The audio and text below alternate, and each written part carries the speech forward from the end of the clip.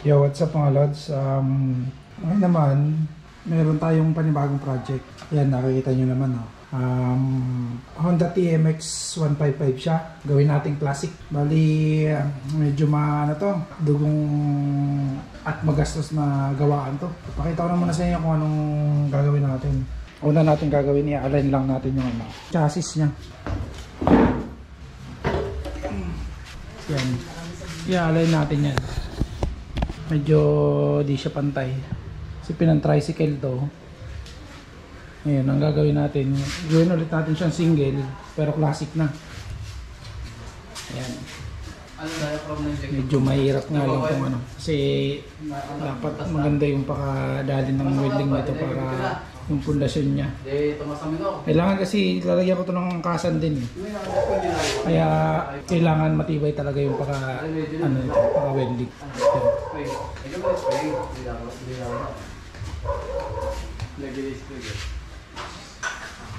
Yung makina pala nito, nakakalas na. Medyo madami din papalitan. Talagang parang junk na siya. Tapos papalitan natin ng mga bagong parts.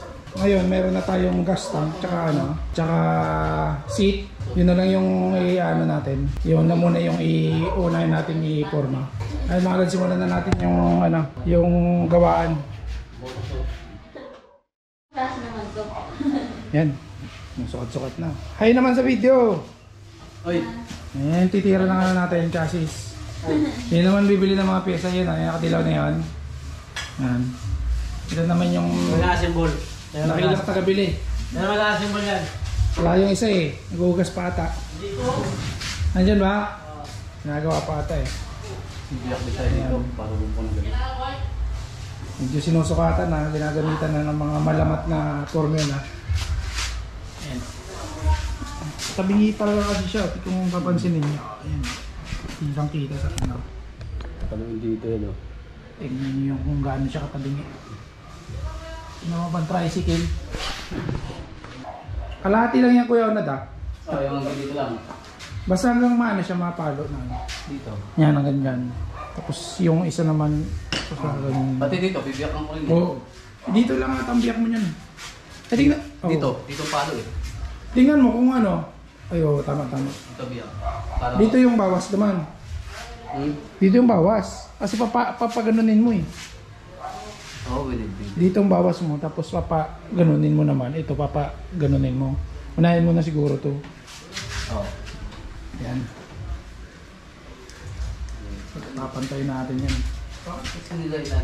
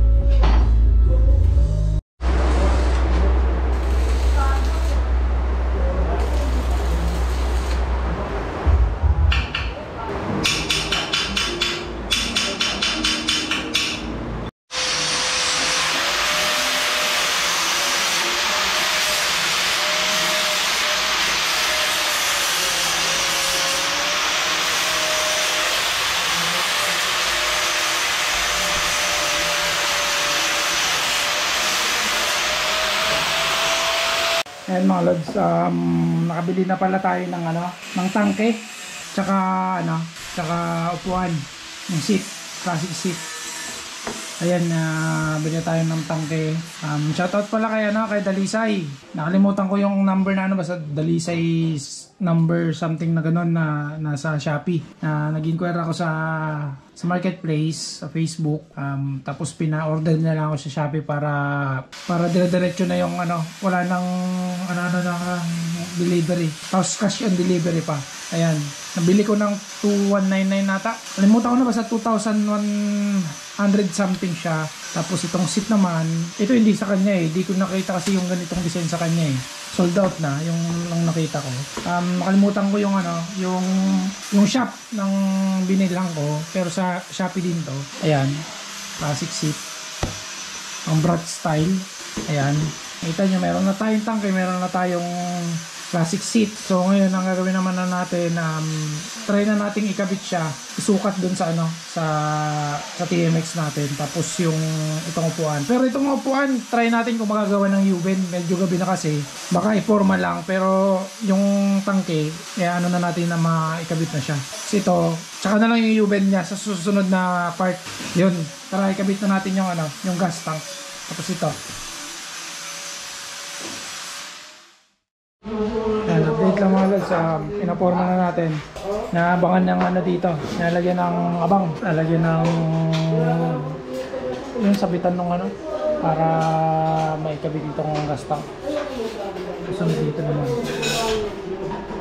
Tapos mamaya yung seat naman yung ipoporma natin. Ayan. Nagawan na ng paraan. Nakikita na natin yung paunti-unti yung resulta. Ayan. Na siya mga lods, naporma na namin, nalagay na din yung upuan, pero hindi pa siya nalalagyan ng U-bend. Ito, kakatingin namin to next episode. Ayan. So ngayon ganito pa lang. Ayan, at least nakikita na natin kung ano yung kalalabasan niya. Tapos tinry namin tong pang naked handlebar ni Kuya na handlebar sa project niya na naked handlebar. Kung alam niyo yung click na naka naked handlebar, yun yung mga gamit niya. Tinesting lang namin. Ano namin yung itsura. Ayan siya. Siya mga loads. Ayan mga lods, simulan na natin yung project natin, yung para sa part 2. Itong TMX natin. Ayan na yung forma niya. Ito yung upuan niya. Ayan. Ngayon, ang gagawin naman natin, lalagyan na natin ng U-bend dito. Nagawa na natin ng U-bend. I-U-bend natin yan para sa upuan. Tatabasin natin to. Yan, tabas yan. Bali, mawawala na yung lagayan ng pangalawang shock. Dito na lang yung pinaka main. Yan.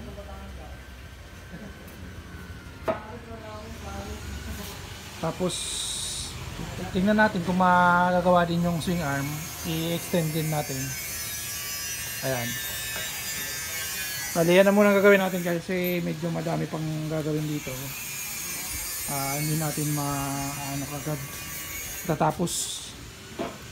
So dito na muna U-bend, tapos try natin kung masasama na natin yung swing arm pag extend ng swing arm. Ayan mga lods.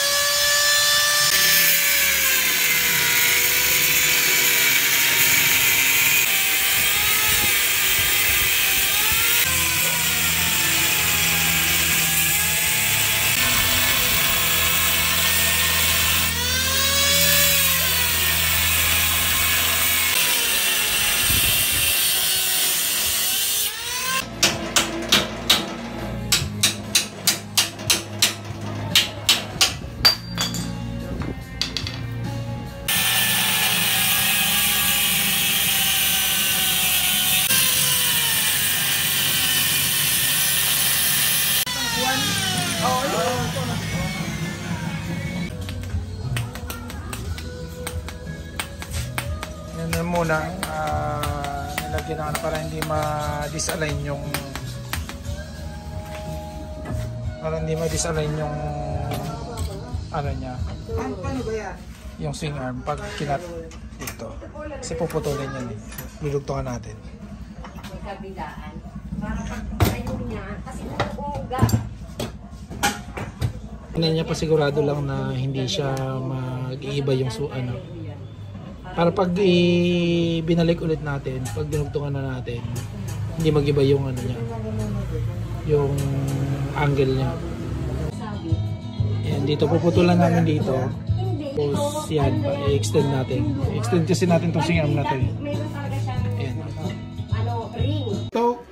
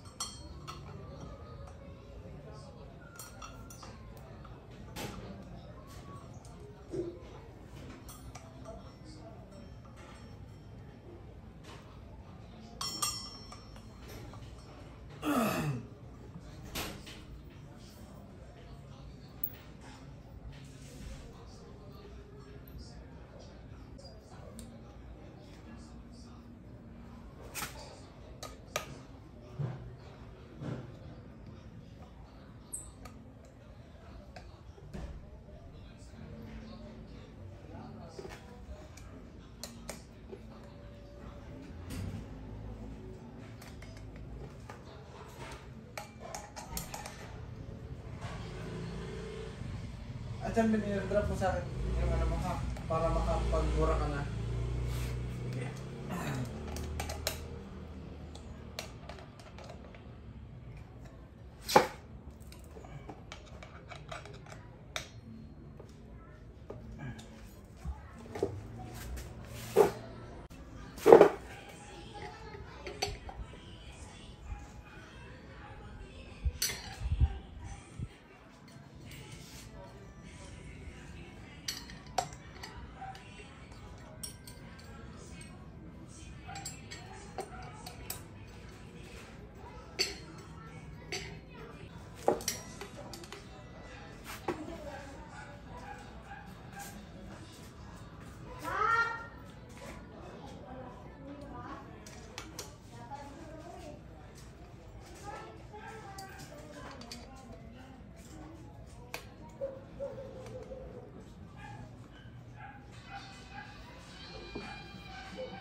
Ano tayo dito? Buray. Ayan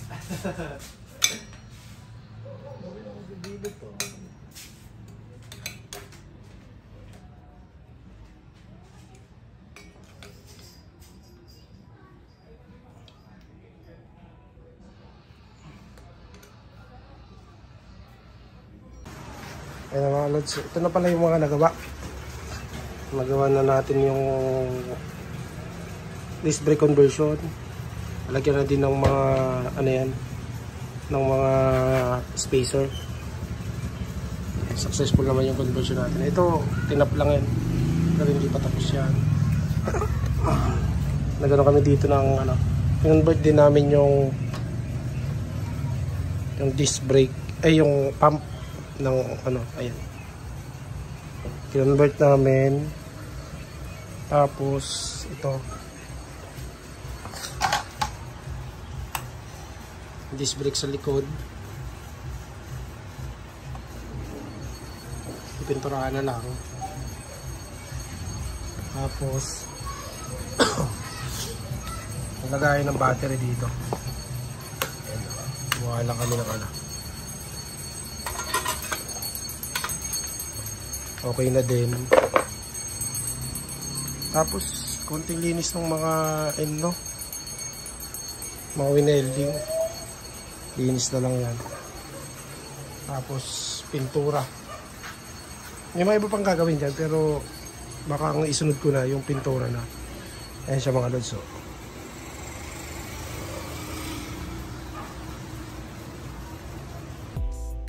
Yo, what's up mga lods? Welcome sa part 3 ng ating TMX Classic build. Ayan, nakikita nyo sa picture. Bali na pa-repaint na natin yung mga parts. Ayan yung mugs with tire. Ito yung mga pyesa. Bali, sa sobrang tagal niyan, binalot ko na yan eh. Almost 3 years in the making yung ating classic build. Ayan yung mga parts. Hindi nyo lang ma-identify kung ano yung mga parts, pero yan yung mga parts ng TMX. Tapos ito naman tayo, ito yung swing arm. Yan din yung tangke, dilaw na dilaw yan. Ito yung mga braking system. Ito yung headlight. Sa headlight, ito yung mga parts na pinapinturahan natin. Yan, bali nakabit na yung ibang mga parts, di ko na na-videohan. Tapos dito naman yung mekaniko ko, nagwa-wiring na siya. Nakabit niya lang yan, tapos ite-test namin kung gagana siya. Bali dito pa ng mga lods, binaklas naman na namin yung cylinder block. Kasi napasukan niya siya ng tubig, bali chinek lang ng mekaniko ko kung okay pa ba yung piston. Kasi yun nga, napasokan ng tubig, baka kinalawang. At yun nga, kinalawang, bali nilihan niya na lang yan para makasiguro na okay siya, para iwas baklas. Kasi mahirap pag nagka-problema tapos baklas ka ulit, magastos. Bukod sa magastos, matrabaho din. Kaya mas okay talagang sigurado tayo sa mga gagawin natin. Bali ito palang pagbuo nitong makina mga lods, talagang pina-refresh ko siya, pinalitan ng ibang mga pyesa sa loob na pwedeng masira, lalo na pag natambak yung unit. At yun nga, yung mga bearing, yung mga spring, yung piston ring. Bali naparebor ko na din pala ito mga lods, pinarebor ko ng 0.25 yung ibinawas ata yun. Konti lang naman yun kasi hindi naman siya masyadong gasgas yung ano niya, yung cylinder block pala. Kaya yun, pinarebor ko para sure. Kaya so nga yun, natambak lang, kaya kailangan ulit i-check. Ano yan, pati valve seal pinalitan ko, mga gasket, halos lahat palit yan mga loads para sigurado tayo. Kasi mahirap talaga pag lagi nagbabaklas. Ayun na nga, binabalik niya na yung mga tornilyo sa loob. Kung hindi nyo pala mga tatanong mga loads, itong mekaniko ko, mekaniko din siya ng Honda. Sa kanya namin siya pinapagawa yung mga motor namin, gaya nung sa kapatid ko, yung click. Basta lahat ng Honda kahit nga hindi Honda, pinapagawa din namin sa kanya eh. Kasi expert na siya, matagal na siyang mekaniko eh. Yung mga ganitong unit, mga TMX, kasi may TMX din siya. Kaya tiwala din ako na sa kanya ko na lang pagawa. Pati pala yung XRM ko, kung dati ka na nakasubaybay sa akin, siya din yung gumagawa nung X-ring ko dati. Pag nagkakaproblema, yung pinakauna kong motor. Ayan nga, malapit na tayo sa katotohanan na iniigpitan niya na lang yung tornilyo ng cover. Mamaya i-start na natin yan.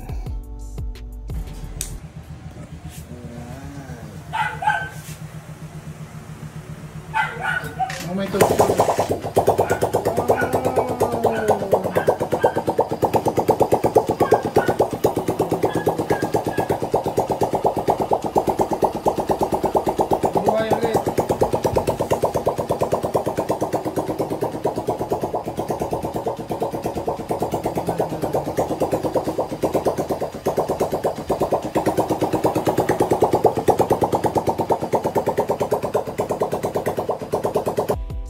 Dito naman kinabi na kasi, kaya ako na lang nagkabit ng ibang parts gaya nitong switch, mga switch ng headlight, ng signal light, ng busina.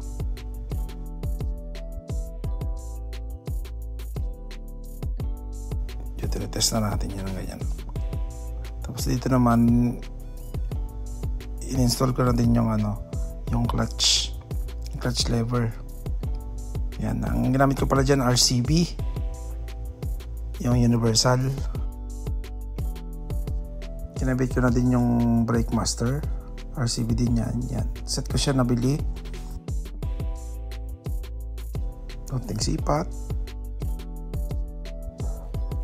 Dahil hindi nagawa nung mekaniko yung hindi na pala inabot na gawin yung pag-repack ng shock. Ako na lang gumawa, DIY ko na lang. Kasi meron naman akong idea sa ganito. Nanood naman ako sa University of YouTube. Kaya ako na lang gumawa. Chine-check ko din kasi kung yung mga ibang ginagawa sa pag-ayos ng motor kaya kong i-DIY. Ako na ginagawa ko na talaga yan. Tinatry ko para matuto din. So first time ko nga pala yan na gawin, kaya medyo nahirapan pa ako dyan eh. Dito nilagyan ko na ng oil. Bale nilagay ko pala dyan 100 ml every tube, every shock. Dito nilagay ko ng side cover, so may magneto side. Tapos lagay na natin tangke para makita na natin yung yung itsura niya. Daan ko pa yun, baka magasgas eh.